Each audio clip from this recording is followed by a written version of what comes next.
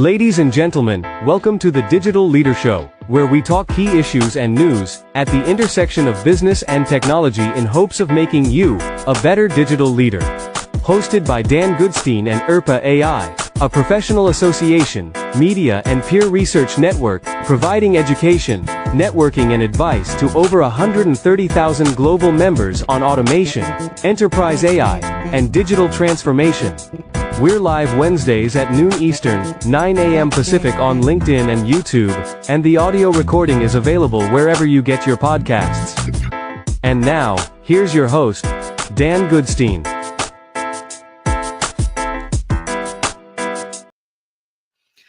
Hello, everyone, and welcome to the Digital Leader Show. Today, we're discussing the art of stakeholder whispering, plus headlines for digital leaders from the world of enterprise technology. My co-host today is Chris Cerdak, award-winning author, former White House Chief Transformation Office Advisor, partner for digital transformation at Gartner, and AI practice lead at EY. He's authored 3 books, including The Care and Feeding of Bots, Data Crush and Jerk, The 12 Steps to Rule the World. Chris, how's it going, buddy? Happy post-Thanksgiving.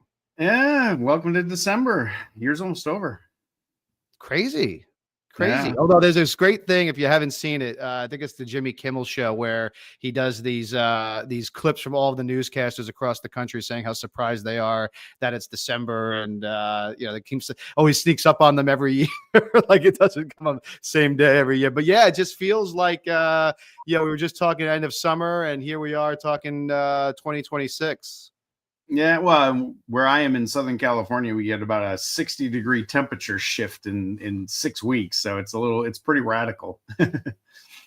Oh, wow. Yeah. Well, we have that here in New York, although we've gone from like cold in the daytime and cold at night and warm in the day to just cold. So feels like holidays, feels like New York winter, and so we're getting down to the final stretch here. I know we're going to talk a little bit about what's happening for next year, but let's jump into headlines. I mean, the one that kind of got my attention this morning, Chris, and this has been in the news a lot, obviously, but the jobs front, according to ADP, basically shocked everybody. The U.S. labor market took a unexpected hit caused by private companies cutting 32,000 jobs.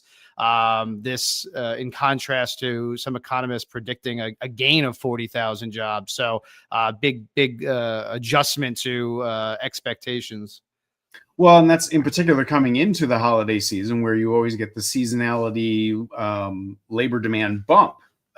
So yeah, it's definitely worrying. And I think there's some of the latent effects of both trade issues, tariffs, because I was in Mexico recently and the whole discussion on there was around tariffs. And then just the economy weakening in general. I doubt that this is like the end of it. And it's particularly hard coming into the holiday season because people are counting on those paychecks coming in. So with luck, we'll have a bit of a bounce come the new year. We'll see. There's an interesting element of it, like a lot of stories. If you get beyond the headline, the steepest decline came from businesses with 50 or fewer employees, and actually larger businesses actually had a net gain of 90,000 workers. So interesting. Seems like more of a hit on the SMB space. I wonder if you have any thoughts as to why that may be. Well, that kind of leads into the where do you who can survive sort of an economic slowdown? A bigger companies simply by size and mass can potentially survive it better, whereas smaller companies, are running more razor thin margin sort of thing, and that's where they can kind of they're forced to make the change. But then every person you cut loose from a smaller firm is a bigger proportion of your total labor capacity. So it's really a mixed blessing. They can adjust their cost basis pretty quickly by cutting 1 or 2 people, but that also has a more significant impact on their capacity to operate. So if we look at smaller businesses as being the real engine of economic growth and activity in our country, that's more worrying than having 2/3 as many people doing Zoom calls every day at a Fortune 200.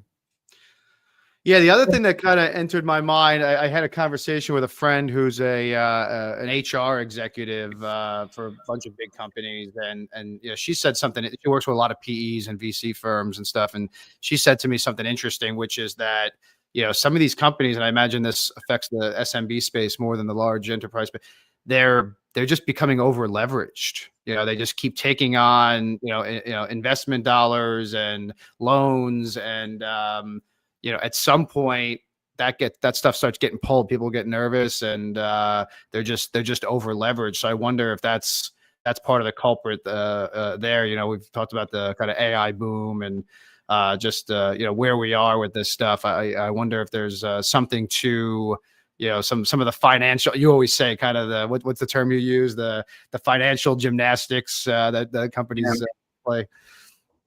Well, I forget the exact number, but something like 40% of the Fortune 500 are so-called zombie companies, where their debt load, their cash flow doesn't match their debt load, and so as you say, they're financing their mere existence. And as the money supply sort of gets crunched a little bit, then that all of a sudden you're negative to the point where you can't recover from it.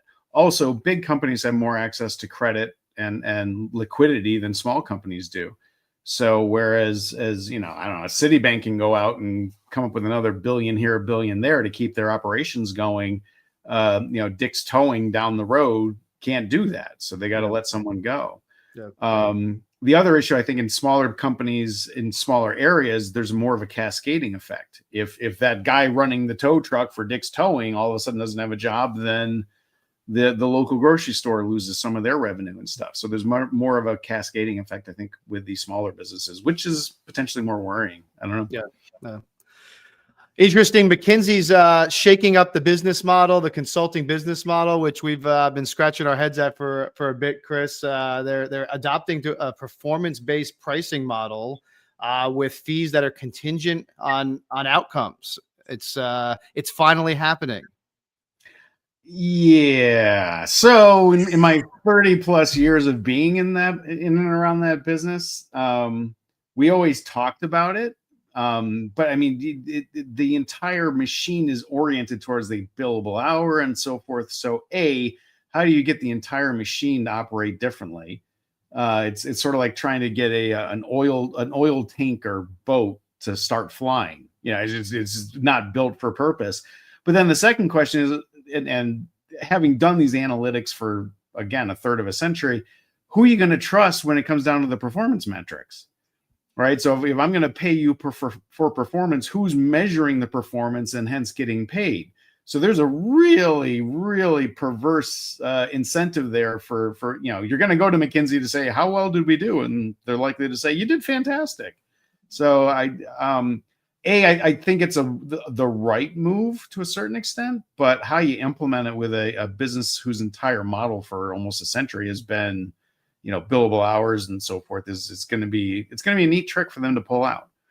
But I think it's somewhat inevitable, and it's going to be more so the case across a lot of professional services. Yeah, I've always been kind of interested in that model.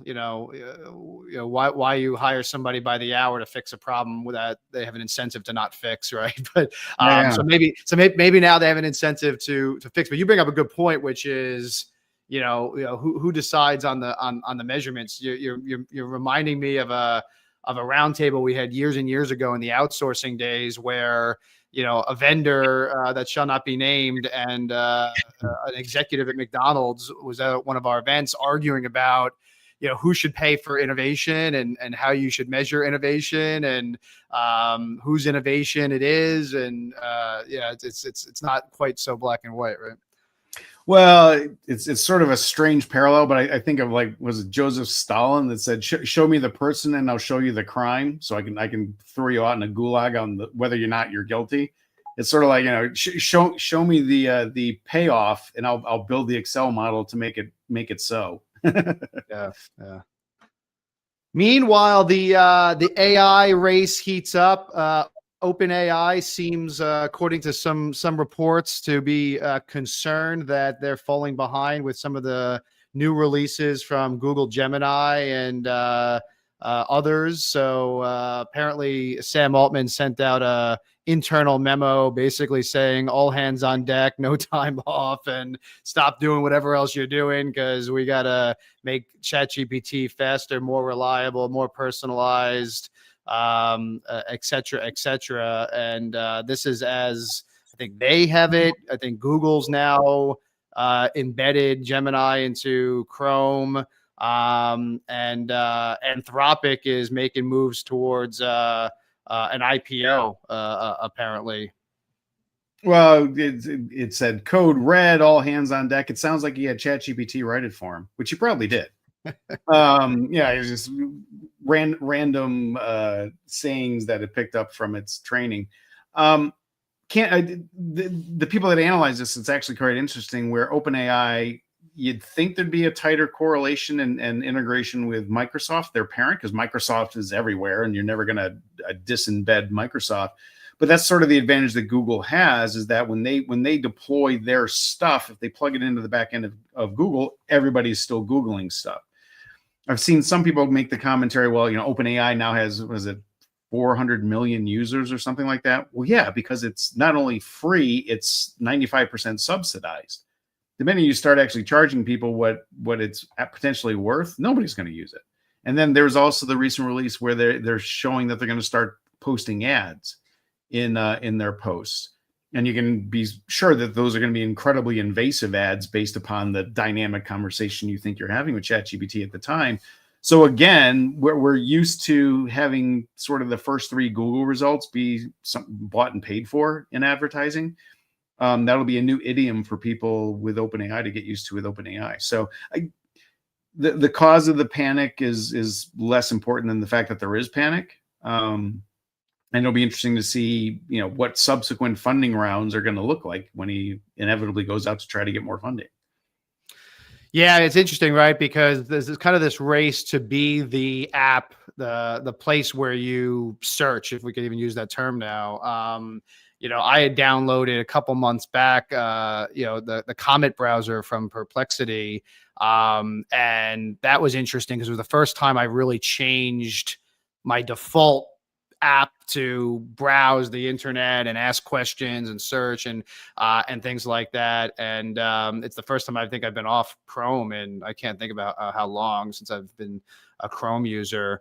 And you have more and more of these kind of things coming up and fighting for positioning on your phone or wherever the killer app is that you initiate your research or your searches or what have you. This Anthropic IPO, they're saying could be one of the biggest ever. They're talking about valuations of like 300 billion, and interestingly beating OpenAI to the punch. I'm gonna reinforce how old I really am. I remember was it Time Warner that bought AOL in 2000, and it was the biggest acquisition ever. I'm having massive Groundhog's Day deja vu all over again. Could it happen, and would it be the largest IPO ever? Probably. Is there a good chance that it'll crash just like AOL did shortly after it was bought in 2000? Yeah, better than 50-50, I think. We'll see.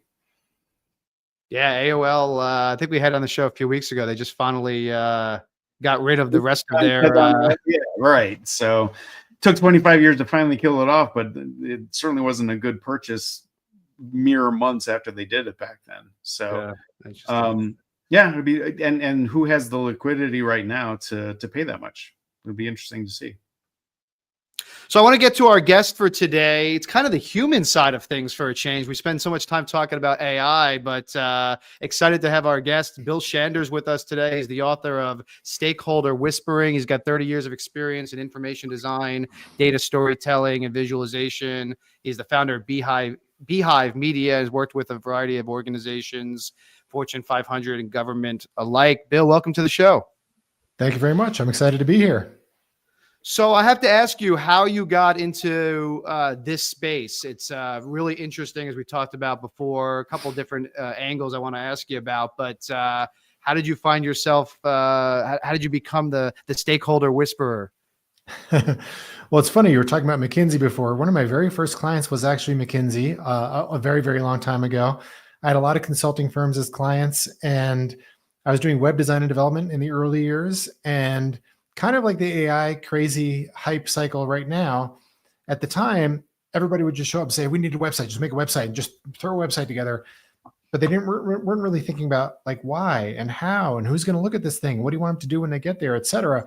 And so, I was doing this kind of work for people who were usually thoughtful and strategic about how they worked. And suddenly they weren't. And so long story short, I've been doing stakeholder whispering my entire career. And I think it's what's actually that made the difference for me in my career. Like the idea that clients hire me to do X, but X, the technical skills, what I really do for a living, sort of on paper, isn't as important as that therapy session, that conversation with them where I help them figure out what they really need before I actually do it.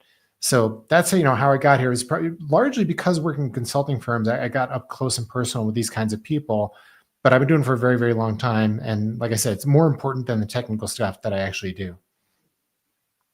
So, you said something interesting to me before we went on live. I was thinking of this from the standpoint of how to communicate with stakeholders and influence within the organization, and I want to talk about that. But you said something kind of interesting, which is part of the time stakeholders don't even know what they're asking for and what they need. So what does that entail?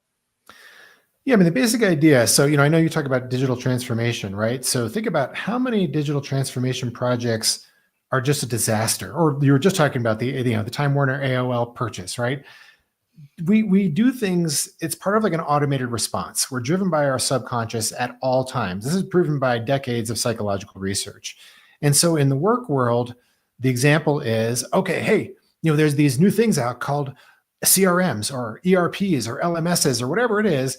Let's do it. We need one of those because I heard our competitors have one of those. And so everyone marches ahead and they spend millions of dollars and they pay the consultants $1 gazillion and they spend a year or 3 years launching some giant system and it's an utter failure 90% of the time.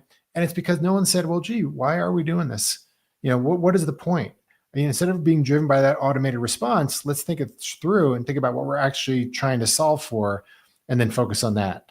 So, it's just a fact of life that humans are driven by their subconscious at all times, or we're driven by, competitive instinct or whatever other reasons.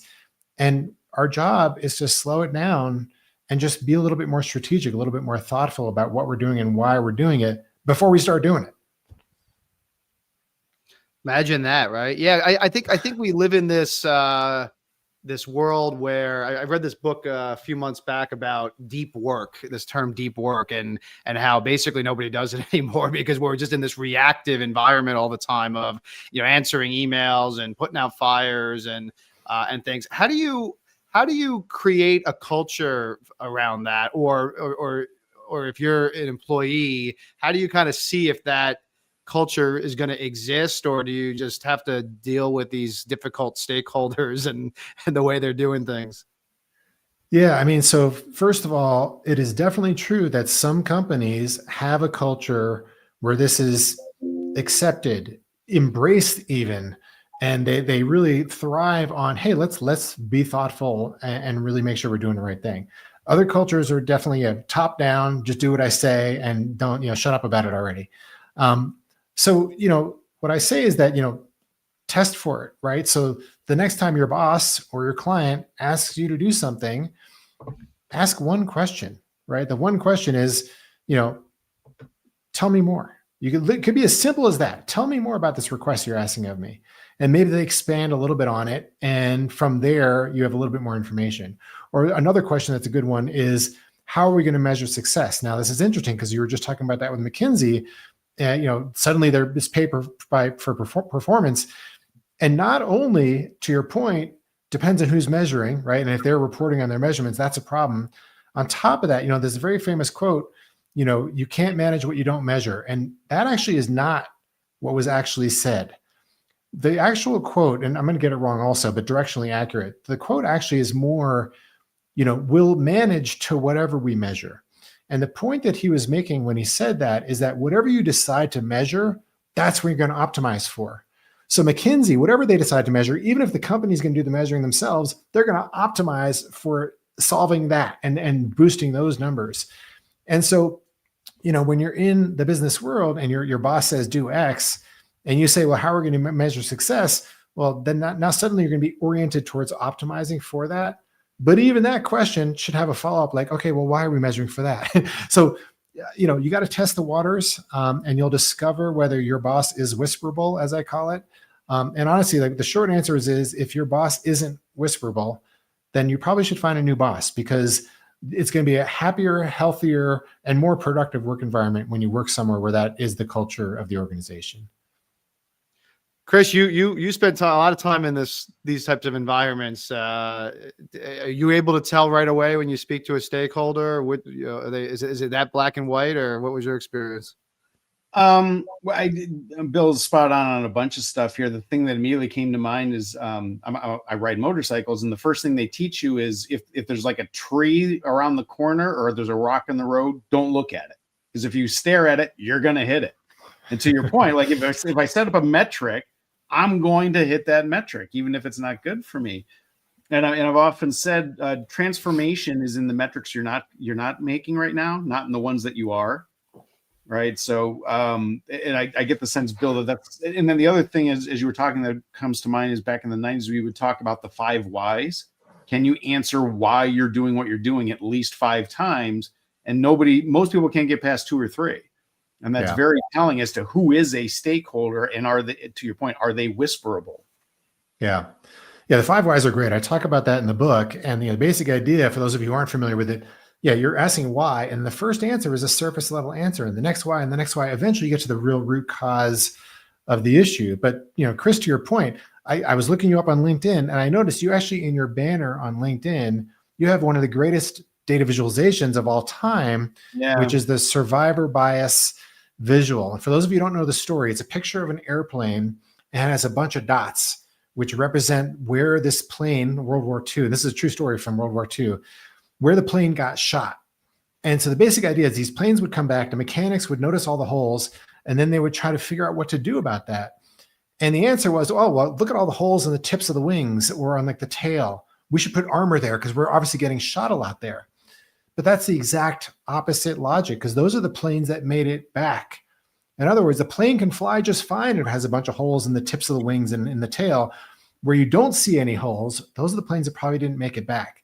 So to Chris's point, it's the data you're not thinking about. It's where you're not looking that you have to be really thoughtful about. And that's our job as stakeholder whisperers, is to say, okay, I heard you ask for X. I know that everybody's doing X. The normal thing is to do X.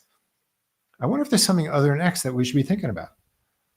No, exactly. Well, and for me, that came from my time building spacecraft, where it's, half of mission success is not failing. And we spent so much time, we had a bunch of engineers that were trying to get to Mars. And I was the guy that said, okay, don't blow up along the way. And so generally speaking, if you're failing at the stuff that you're concentrating on, then you're just incompetent. If you're failing at the stuff that you didn't concentrate on, that's your opportunity. Right. Yeah, that's a great example. So, Bill, how do we do this in practice, though? I mean, we live in a corporate world where everything is KPIs and dashboards and reports, and our audience is largely technical people, largely data people. So it's like it's data analysis paralysis sometimes. Do we just have to split the difference, or does that not work at all? How do you kind of figure out the mixture of reading between the lines and data that's really not data, but it's more information, to your point? Yeah, I think the first thing is that, data people of all people should realize that data is inherently flawed, right? There is no such thing as perfect data.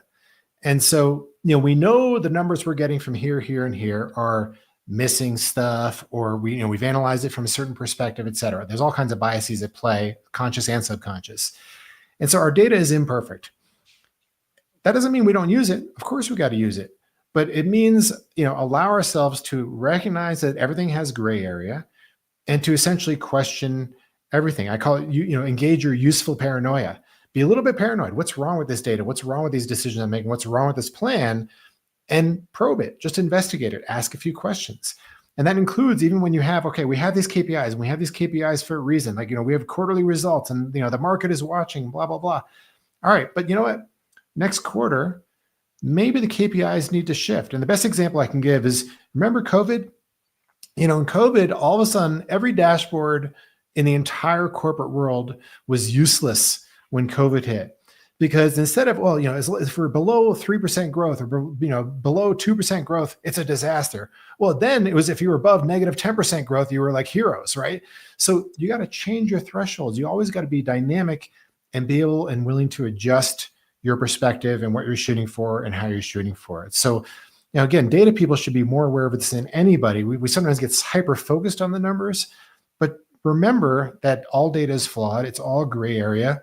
So take a step back and just question everything a little bit. Yeah, go ahead, Chris. If I could, Bill, you're spot on with COVID, because at the time I was dealing with a bunch of companies trying to do logistics modeling.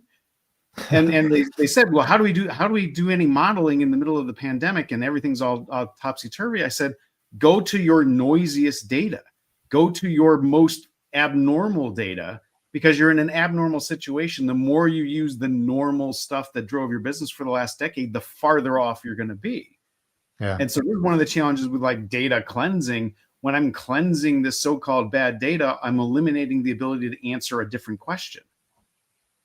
Yeah, that's a great point. Yeah. And in the normal world, this is the threshold. We'll be between here and here. And the noisy data that makes it look like that. Well, guess what? That is reality at that moment. So yeah, that's the gray area. Live in it. It's going to be painful, but you got to acknowledge the reality for sure.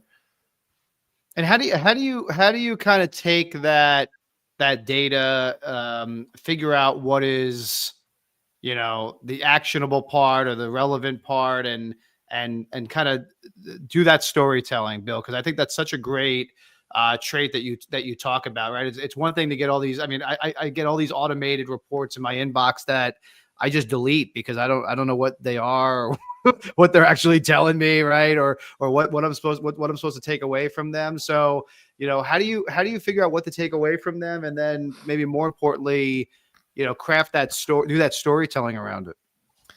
I mean, this gets back to how you introduced this, right? The basic idea is we're now back in the human element of things, and whether it's an automated report that, some software system where some thresholds were checkbox were checked and thresholds were set and every Monday it goes out, or it's an AI generated report, AI and or automation doesn't know what you actually need. And it also doesn't know the context of the data. This week, our biggest issue in our company is retention. We had, 47 people quit last week in one department. Oh my God, what the hell's going on over there?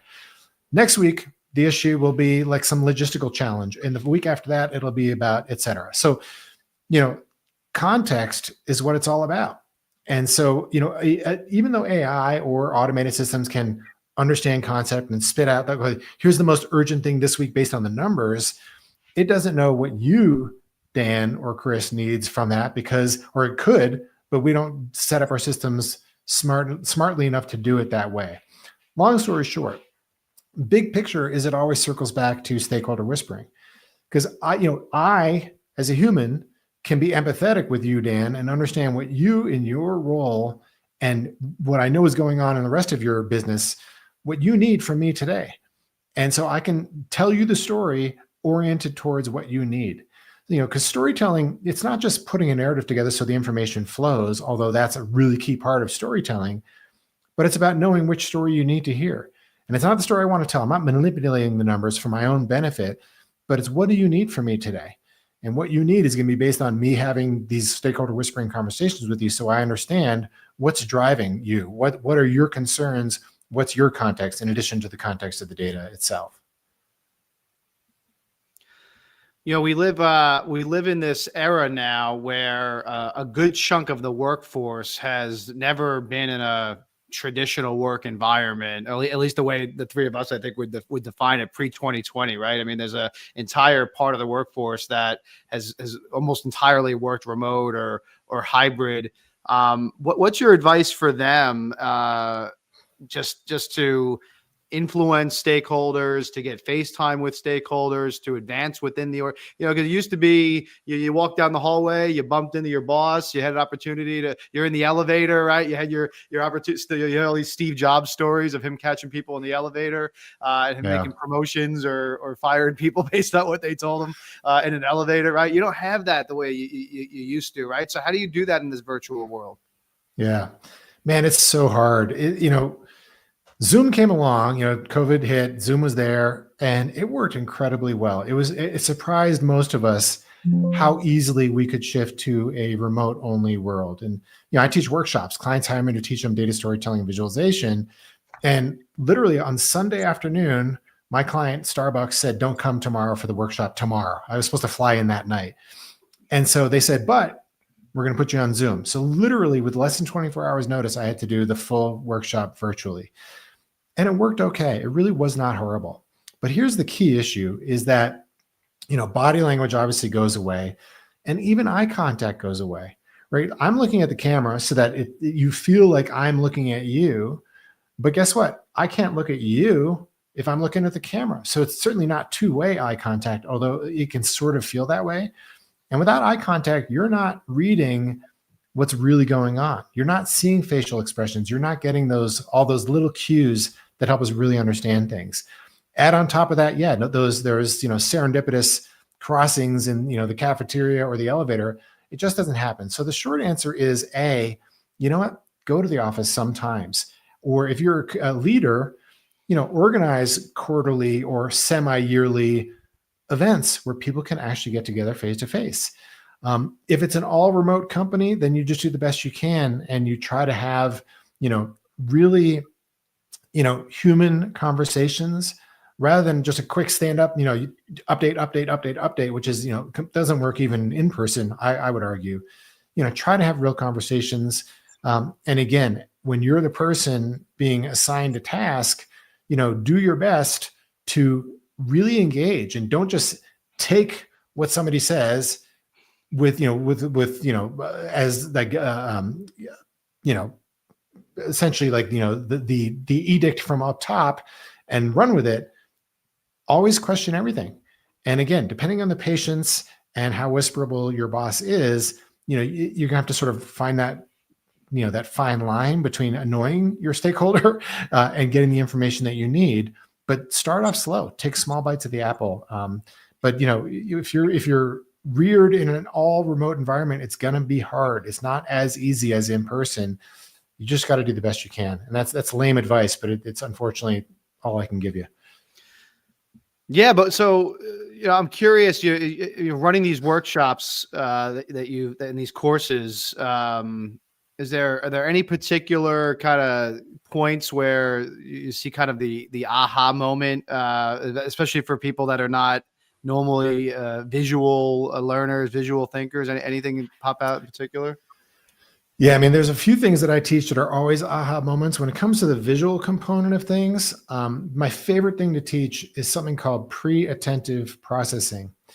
We know from psychology, from research on human visual perception, that you'll react to a visual in an instant. It's literally subconscious. It's so fast.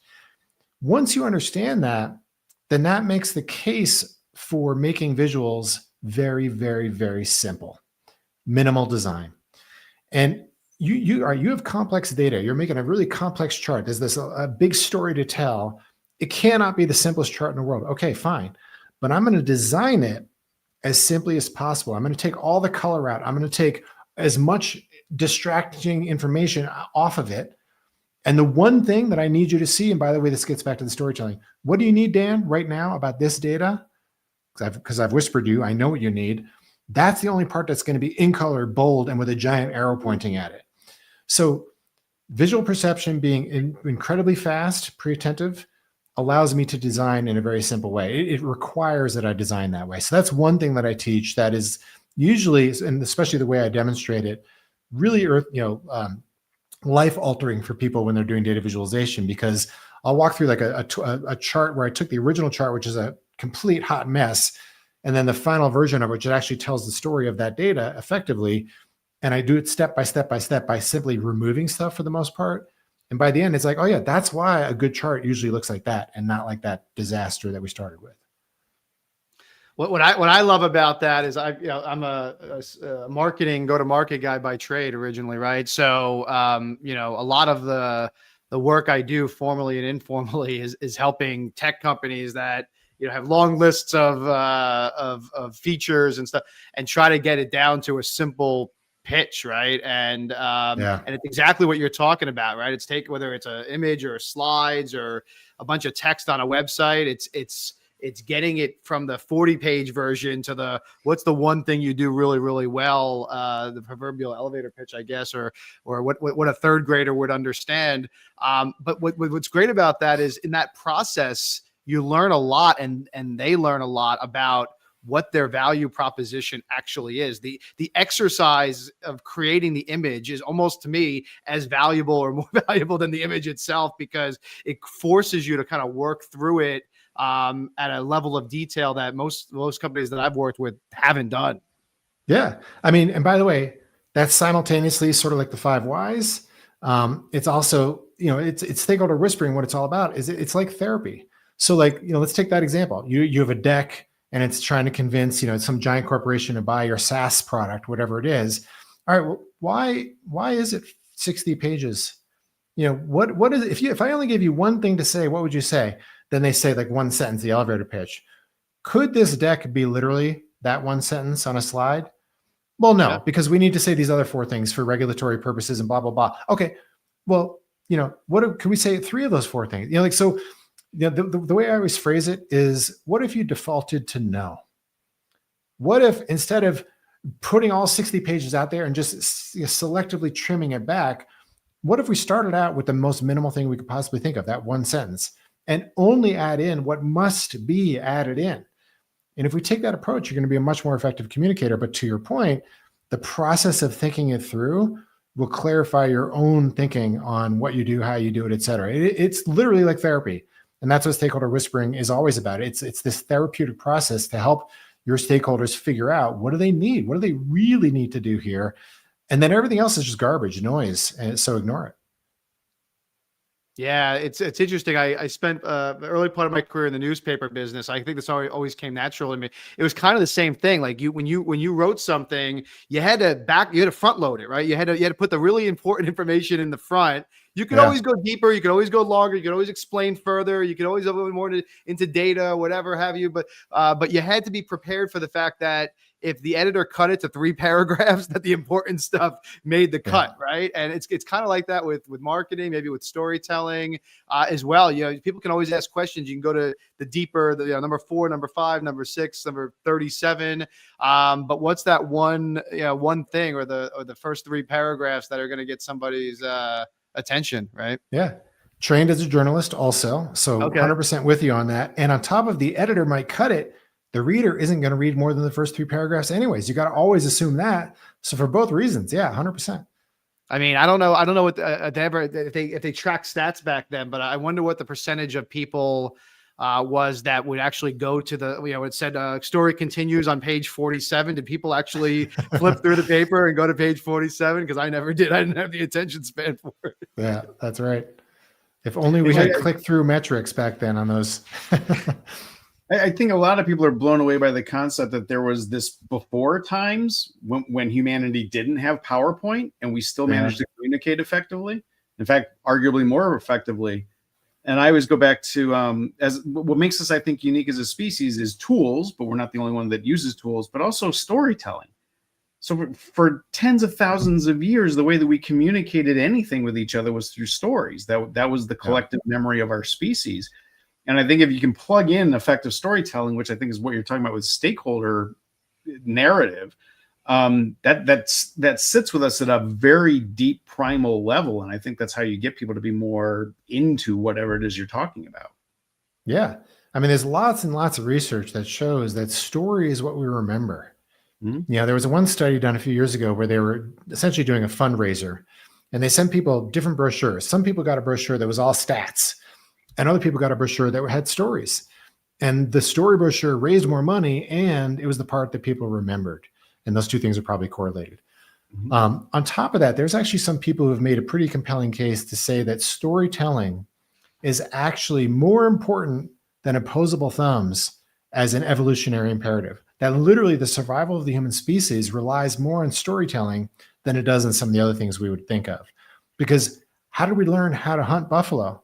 Well, people would go and hunt buffalo and then would come back to the village and they would explain, and it was data, by the way, it was a data information, how many arrows they carried, how many arrows they ran, mileage, how many buffalo there were, et cetera. But that data was was communicated in the form of a story. So we remember the story, which means we learn how to do things like hunt buffalo. Really important. It's all people. To your point, people remember stories. They don't. They can't tell you. These stats, which you would think would be really important. I always go through this myself. Like, I'll hear stats. I'll be reading something or listening to Audible or whatever, and I'll hear this stat. I'm like, wow, that's a great stat. That's an amazing stat. And I like even give myself I want to remember this stat. Maybe it's just me, I'm dyslexic or whatever. And then the next day, I'm like, oh, I had that stat. I can't remember it because there's no story attached to it, right? But when you hear a story, I can tell you where I was on my walk when I heard that story, and I flash back to that moment, and I remember all of this stuff I was thinking at that time. It's an amazing thing, and we see it in marketing too. Like we're at the point where we almost exclusively force our members to, when they publish content, to publish case studies, not just thought leadership, not just, miscellaneous content, case studies, because it's essentially storytelling, right? It's talking about how a customer had a problem, how you solved that problem. And it's a story. Yeah. And the thing is, stories trigger an emotional response. And when you literally feel it, that's memorable. A number 42. Okay. Well, whatever, 42, but what does 42 mean? What was the impact of 42? That's much more impactful. Chris, you've written a couple books too. I mean, you've seen this play out, yeah? I fold it into everything I do with my own company and my team. I say theme, team, and tech in that order. That's what you have to prioritize, whether you're talking to employees, investors, customers. It's that theme, the storytelling part of it, that's going to make the connection with any of them. And then, Bill, I love you mentioned it before, context is everything.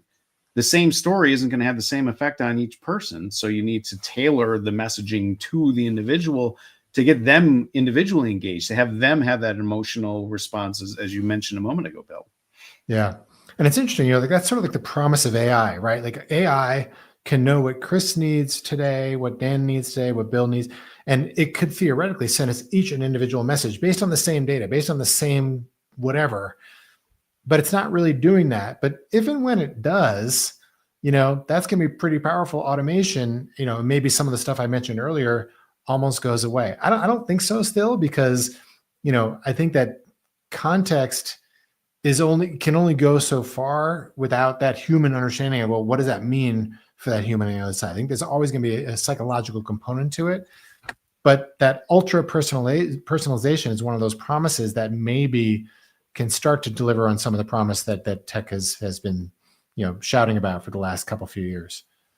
Well, and Dan, this is a favorite of mine. I've been arguing all along that transformers inherently strip context out of language. So I actually shudder to think, Bill, that we actually figure out the technology to do that, because when we can take an AI and have it be context sensitive, like you just described, then we're probably in real trouble.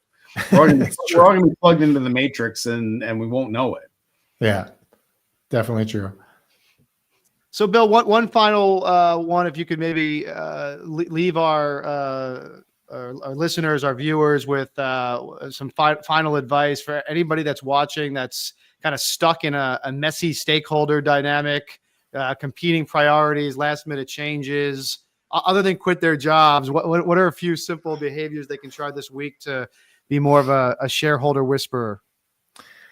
I think it really mostly comes down to, first of all, recognizing that these people exist, and I do talk about that in the book. I have a chapter about the trouble you run into, and I sort of name a few of the characters, like the passive aggressive leader, or whoever, the kinds of people who might be unwhisperable or less whisperable. Recognize it. And yes, if you can move on, please do. But if you can't, then, take small bites of the apple. The fact is, even your most difficult stakeholders would prefer that you do a good job than that you execute on some stupid task that ends up wasting a ton of money and a ton of time and gets them in trouble with their stakeholders. Because don't forget, your stakeholder has stakeholders, right?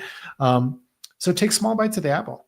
Can you get an hour-long meeting every time your boss asks you to do something? Probably not. And will it be a productive meeting? Maybe not. But can you get 5 minutes? Can you get that one question of additional clarity addressed? And then by the way, when you do that, the whole thing is about building trust. Once you've done that and you've delivered a better experience because of that, then the next time you might get 2 or 3 questions in. And before you know it, you have hour-long meetings every time because your stakeholder begins to recognize how good you are at this and how much of a difference that it makes. So, recognize it and take small bites of the apple is probably the best short advice I can give. Great advice, Bill. Thank you so much. Where can people find you? Where can they buy the book? I'm always available on my website, billshander.com. There's a link to the book there. And of course, it's on Amazon and everywhere else you can find books these days. Sounds good. Bill, thanks for joining us.